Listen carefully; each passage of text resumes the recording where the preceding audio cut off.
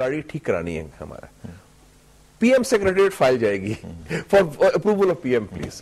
ایک دفعہ وہ ہمارا ٹورزم میں تھا, ایم ڈی نے جانا تھا, میں نے اس کو بھیج دیا کیونکہ وہ فری ٹرپ تھا, اٹلی کا ٹکٹ بھی انہوں نے دیا سارا. میں انہوں نے کہا جی آپ نے سمری نہیں بھیجی پرائم منسٹر کی اپروول کے لیے. پرائم منسٹر کے پاس تو ٹائم نہیں نا ان کلرکی کا, وہ جو ڈپٹی سیکرٹری جوائنٹ سیکرٹری ہوتے ہیں, بیوروکریسی وہ پاورفل ہوتی ہے. تو ہم ذرا اقتدار کو کھولا کریں. پرائم منسٹر سیکریٹریٹ ایک آفس ہے, ہم نے یہ سپر سیکریٹریٹ بنا دیا ہے. اب پرائم منسٹر سیکریٹریٹ میں وہ کنٹرول کرتے ہیں ministry of health, ministry of local government, ministry of education. اتنا کام کیوں کر رہے ہیں آپ؟ ڈیلیگیٹ کریں, لوگوں کو اتھارٹی دیں, رولز آف بزنس چلائیں. آپ کے الیکٹڈ نمائندے ہیں سارے, اگر وزیر میں جان نہیں ہے تو چھٹی کرائیں. ہمارے ہاں یہی تو جنگ ہے کہ ہم لوگ اسی طرح کی پاورز کے لیے مشاہد صاحب اقتدار میں آنا چاہتے ہیں. ہمارا جو بیک گراؤنڈ پاور آپ نے کیا استعمال کرنی, آپ سے وہ ہینڈل ہوتی, نالائکی اتنی ہوتی کہ آپ پاور ہینڈل نہیں کر سکتے, لوگوں کے کام نہیں ہو رہے, لمبی ایک لال فیتا بن جاتا ہے. وہ فائل کے پیچھے آپ بھاگ رہے ہیں, پھر کیا ہوتا ہے, یا رشوت دے رہے ہیں یا کوئی اور چکر چلا رہے ہیں یا سفارش چل رہی ہے. تو یہ اس کو ہم نے خود کریٹ کیا ہے, کنسنٹریشن آف پاور. سفارش کی آپ نے بات کی صاحب, یہ بڑا امپورٹنٹ ہمارے کلچر کا ایک حصہ بن چکا ہوا ہے سفارش اور خوش آمد دونوں. جو میں سمجھتا ہوں کہ اگر یہ آپ کام کر جاتے ہیں تو یہ بہت بڑا کام ہوگا. لیکن کم سے کم ہم نے اپنی پارٹی میں اندر تو کوشش کی نا کہ اس کو ذرا, ہم نے خوش آمدی کلچر تو نہیں ہے آپ کی پارٹی میں, بالکل نہیں ہے, ہمارے یہاں تو نہیں ہوتا. اگر غیبت, خوش آمد, منافقت ہم کوشش کرتے ہیں کہ یہ نہ ہو.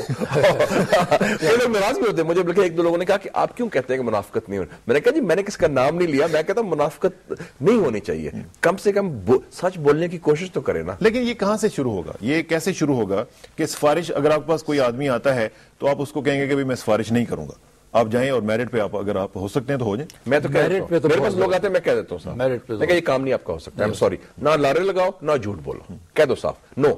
وہ ناراض ہوگا لیکن نو جو بہتر ہے, جو آپ کا الیکٹڈ ریپرزینٹیٹو ہوگا وہ کہے گا جی کہ میں نے بعد میں الیکشن بھی لڑنا ہے, میں نے جانا ہے وہاں پہ اور میں نے لوگوں کی باتیں بھی سننی. نہیں, آپ جائز کام کریں لوگوں کے, لیکن جہاں یہ گڑبڑ کرتے ہیں, سارا تیا پانچا کرتے ہیں, میرٹ کو تباہ کرتے ہیں, وہ نہ کریں. اچھا, ریولوشن پہ جو اہم بات ہم نے کہی ہے نا جی, دو باتیں بہت اہم کہی ہیں, لیکن ساتھ ہی ایک چیز بیلنس والی بھی بات کہی ہے. ریولوشن پہ ہمارا جو نقطہ ہے وہ یہ ہے کہ a federation is not strong by virtue of the center being strong, but it is strong because the provinces have to be strong. بالکل ٹھیک, ہم نے اس کو چینج کیا ہے.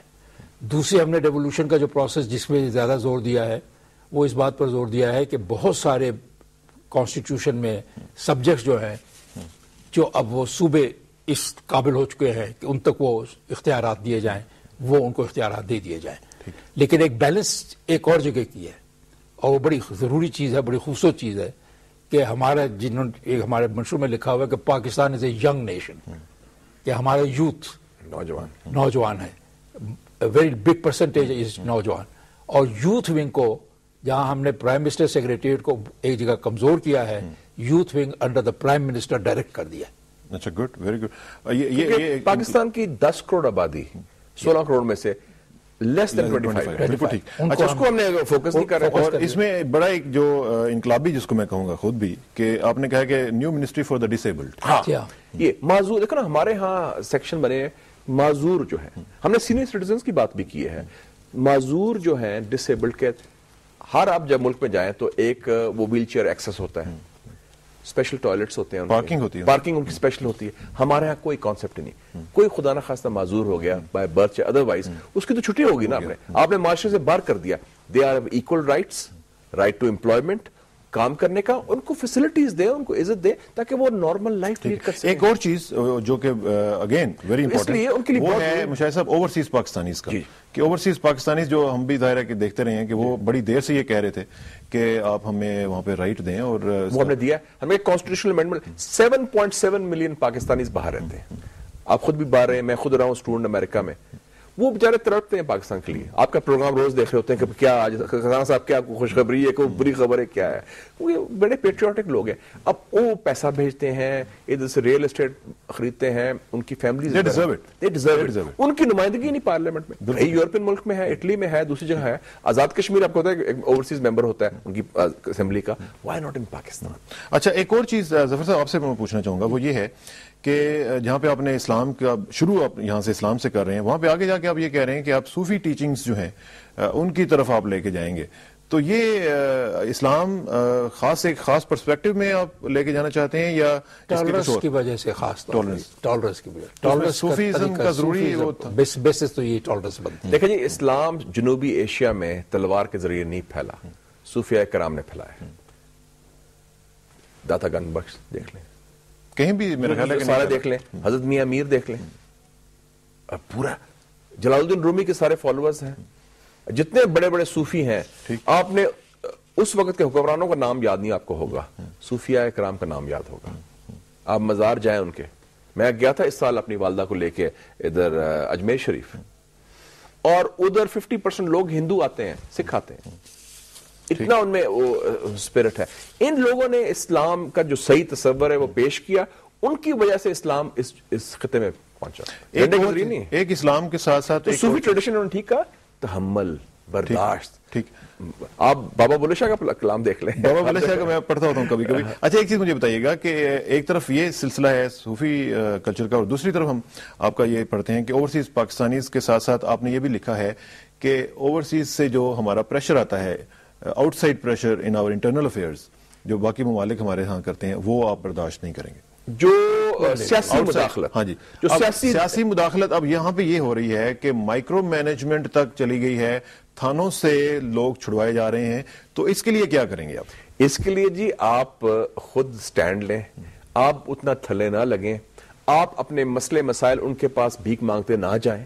اپنے مسائل خدا کے لیے، چاہے وہ سیاستدان ہوں یا حکومت میں ہوں یا حزب اختلاف میں ہوں، آپس میں مل بیٹھ کے، جیسے آپ اور میں بیٹھے ہیں، شاہ صاحب بیٹھے ہیں، وہ حل کریں. یہ نہیں کہ فلاں سفارت خانے پہنچ کے روتے روتے شکایت لگاتے جاتے ہیں.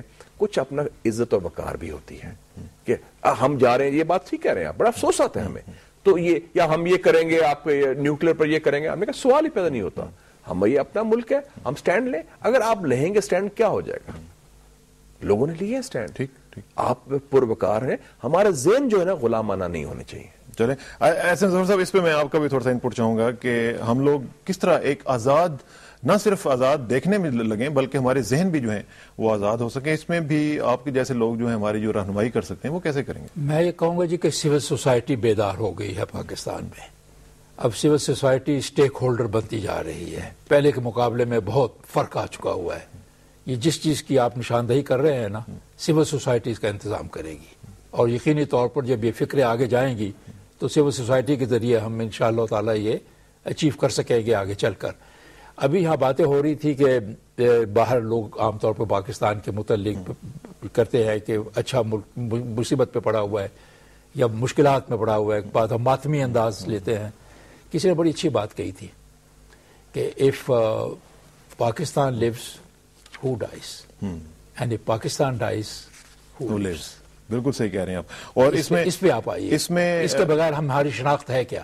بالکل ٹھیک، بالکل ٹھیک. پاکستان از آور لائف. اچھا ایک چیز میں آخر میں اور یہ بھی کہا کہ اس میں بڑا کلیئرلی ہم نے کہا کہ یہ آخر میں آپ کنکلوژن دیکھیں کہ ہم نے شروع میں بھی کہ یہ ہمارا جو ویژن ہے اٹ از بیسڈ آن دس. جو شاہ صاحب نے بھی فرمایا ہے کہ ہم اپنا Pakistan movement, pride in Pakistan, Pakistan کی leadership, promoting pride in Pakistan, projecting history of its freedom movement and respect for its founding fathers is the cornerstone of our vision. ہم قائد اعظم کے احسان کو سیریس نہیں لیتے. کتنا بڑا کام انہوں نے کیا ہے سنگل ہینڈڈلی، اور ایک سیاسی جماعت آل انڈیا مسلم لیگ کی قیادت میں. کوئی ان کے پاس فوج نہیں تھی، کوئی ان کے پاس امریکہ نہیں تھا، کوئی ان کے پاس پیسہ نہیں تھا جو آج کل کے سوچ ہے کہ یہ چیزیں ہوں گی تو پھر آپ سیاست کریں گے. بالکل ٹھیک ہے. اور انہوں نے یہ کیا عوام کی حمایت کے ساتھ، اور ایک ڈٹرمنیشن اور لیڈرشپ تھی. اور کیا ان کی لیڈرشپ بھی تھی؟ کیریکٹر. بالکل ٹھیک، کردار. اور وہی کردار جو ہے وہ آج ہمیں چاہیے ہے. اور آپ نے اس میں آخر میں کنکلوژن میں ہی آپ نے اس کا ذکر بھی کیا ہے کہ جو ہماری لیڈرشپ ہے اس کے اوپر ساری چیز آتی ہے. یہ آپ نے جو بات کی نا، میں کہا ناشکری نہ کریں آپ لوگ. بالکل سچ ان کہ اب یہ پاکستان چھوڑو، کیا یہ لوگ جو ناشکری کرتے ہیں وہ بینیفیشریز ہیں اس ملک کے. انہوں نے موج کیا ہے، انہوں نے جو عہدے حاصل کیے اس ملک کی وجہ سے کیے ہیں، اور پھر بھی وہ اس ملک کے وہ خلاف بات کریں. مشاہد صاحب آپ کا بہت شکریہ، اور اس دعا کے ساتھ کہ اللہ کرے گا کہ جو آپ نے یہ مینیفیسٹو بنایا ہے یہ اچیویبل بھی ہو، ڈویبل بھی ہو، اور ہمارے ملک کا جو ایک تقدیر کا ایک سلسلہ ہے اس کو بدلا جا سکے. آپ کا بہت شکریہ. اور اسم ظفر صاحب آپ کا بہت شکریہ. ناظرین اس میں ایک چیز میں بھی ایڈ کرنا چاہوں گا کہ دو چیزیں ہوتی ہیں، ایک ہوتی ہے اینڈ لیس ہوپ، ایک ہوتا ہے ہوپ لیس اینڈ. تو اینڈ لیس ہوپ اس میں اگر ہم دیکھیں تو اللہ کرے کہ ہم اس کی طرف جائیں. ادروائز ہوپ لیس اینڈ بھی جو ہے وہ کئی دفعہ آتا ہے، اور اللہ کرے کہ اس سے ہم بچ سکیں. اور آخر میں دعا کہ میری عزت کے لیے کافی ہے میرے مولا کہ میں تیرا بندہ ہوں، اور میرے فخر کے لیے کافی ہے کہ تو میرا پروردگار ہے. تو بالکل اسی طرح ہے جس طرح میں چاہتا ہوں، مجھے بھی اسی طرح بنا دے جس طرح تو چاہتا ہے. سپردم بتو مائے خیشرا تو دانی حساب کو بیشرا. مجھے اسرا کسانوں کو کل تک کے لیے اجازت دیجیے، کل ملاقات ہوگی انشاءاللہ. اللہ حافظ.